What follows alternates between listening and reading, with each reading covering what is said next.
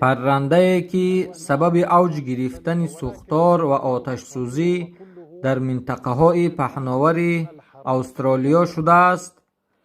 این پرنده باور نکردنی از حدیث رسول اکرم صلی الله علیه و سلم نامش ذکر شده است که هنوز 1400 سال قبل برای نابود ساختن و احتیاط کردن از این پرنده هشدار دادند. جهان در حال به این پرنده با نام هیدعه آشنا شد که گروه های سوختار خاموشکنی استرالیا هنگام مبارزه با علنگه آتش سوزی مشاهده کردند که یک گروه پرنده ها خود را به آتش میزنند و آتش را به مکان دیگر میبرند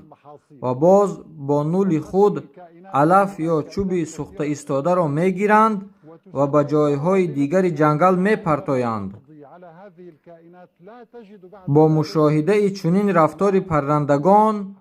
عالمان دانشگاه سیدنی استرالیا از پی تحقیق این نوع پرنده شدند.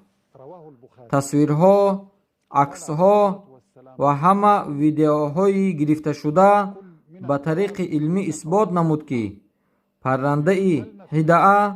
و یا با انگلیسی کیت سببگار اصلی آتش گرفتن و شعله‌ور گردیدن آتش در جنگل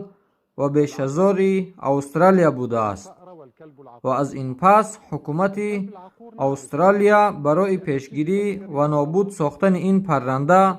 برنامه‌های را روی دست گرفتند، زیرا از سبب آتش سوزی های اخیر بیش از 500 میلیون حیوانات و پرندگان نادر نابود گشتند.